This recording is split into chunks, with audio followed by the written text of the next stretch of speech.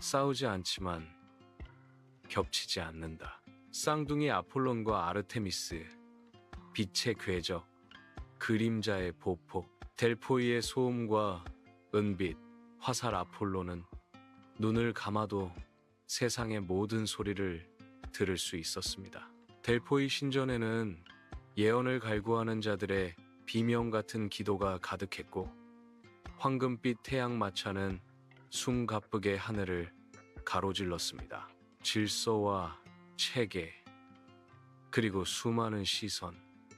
그는 찬란한 권위의 정점에 서 있었지만 때때로 자신의 빛에 눈이 멀 것 같은 피로감을 느꼈습니다. 그는 태양 마차를 몰아 지평선 끝에 닿았을 때 습관적으로 대지의 가장 깊은 그림자를 내려다 보았습니다.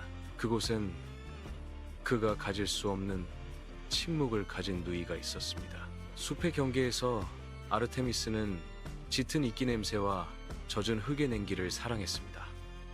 그녀에게 도시는 소란스러운 욕망의 집합체일 뿐이었습니다. 그녀의 발걸음은 결코 길 위를 걷지 않았고 오직 짐승의 길과 바람의 길만을 따랐습니다. 어느 날 그녀는 숲의 경계에서 황금색으로 그을린 어린 사슴 한 마리를 발견했습니다.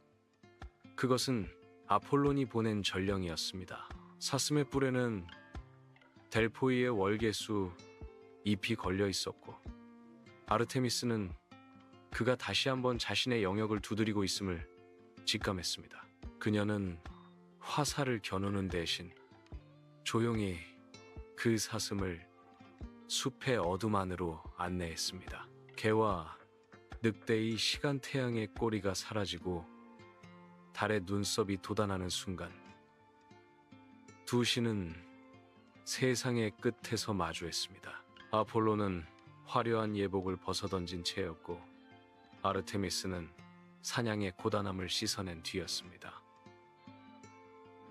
누이여, 너의 숲은 여전히 서늘하구나. 아폴론이 먼저 침묵을 깼습니다. 오라버니, 당신의 도시는 여전히 눈이 부셔 눈을 감게 만드는군요. 그들은 가까이 다가가지 않았습니다.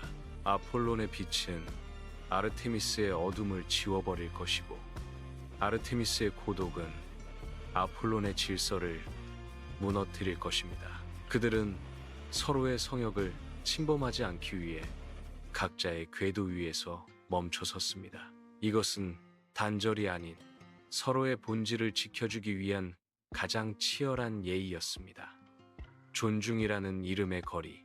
아폴로는 다시 떠오를 내일의 태양을 위해 서쪽 하늘로 사라졌고, 아르테미스는 밤의 장막을 치기 위해 숲의 심장부로 걸어 들어갔습니다. 둘은 단 한 번도 서로의 길을 걷지 않았습니다. 하지만 아폴론이 예언하는 질서의 밑바닥에는 아르테미스가 지키는 야생의 순수함이 흐르고 있었고, 아르테미스가 지키는 고독한 숲 위로는 아폴론의 태양이 선사한 생명력이 내리쬐고 있었습니다.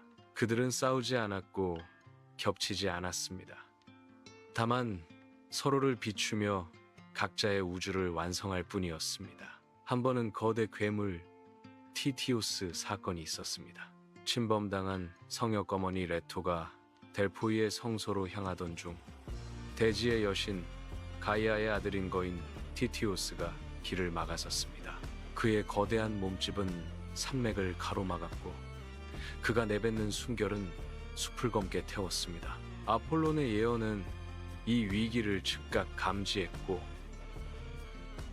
아르테미스의 감각은 숲의 비명을 먼저 들었습니다. 각자의 세계에 머물던 쌍둥이는 약속이라도 한 듯 대지가 요동치는 그 지점을 향해 달리기 시작했습니다. 질서의 활과 야생의 감각 먼저 도착한 것은 아폴론이었습니다. 그는 하늘 높은 곳에서 황금화를 당겼습니다. 그의 화살은 질서였습니다. 티티오스의 거대한 움직임을 예측하고 괴물이 도망칠 경로를 정확히 차단하며 정밀하게 급소를 노렸습니다. 그러나 티티오스는 대지의 아들이었습니다. 땅에 발을 붙이고 있는 한 끊임없이 재생되었고, 아폴론의 빛이 강해질수록 괴물의 그림자 또한 짙어지며 방어막을 형성했습니다. 빛만으로는 대지의 깊은 곳에서 솟구치는 암흑을 완전히 꿰뚫을 수 없었습니다. 겹치지 않는 협력 끝에 그림자 속에서 아르테미스가 나타났습니다. 아폴론이 하늘에서 찬란한 빛으로 괴물의 시야를 가리고 발을 묶는 동안 그녀는 가장 어두운 덤불 사이를 소리 없이 가로질렀습니다. 아폴론의 역할은 하늘에서 쏟아지는 수만 발의 화살로 괴물을 압도하며 그가 다른 곳을 보지 못하게 만드는 폭풍 같은 권위가 있었고, 아르테미스의 역할은 괴물의 발밑 가장 낮은 곳에서 숨을 죽인 채 단 한 번의 치명적인 기회를 노리는 정적 속의 경계. 아폴론이 외쳤습니다. 지금이다, 누이여. 내가 놈의 그림자를 묶어두었다.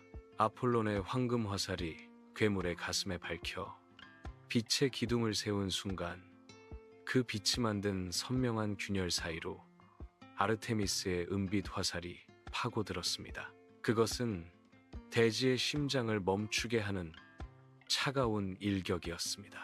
이후 다시 각자의 길로 걸어갔다.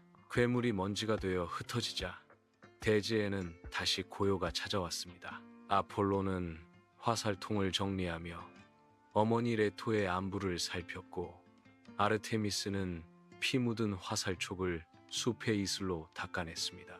오라버니의 빛이 없었다면 놈의 틈을 찾지 못했을 겁니다.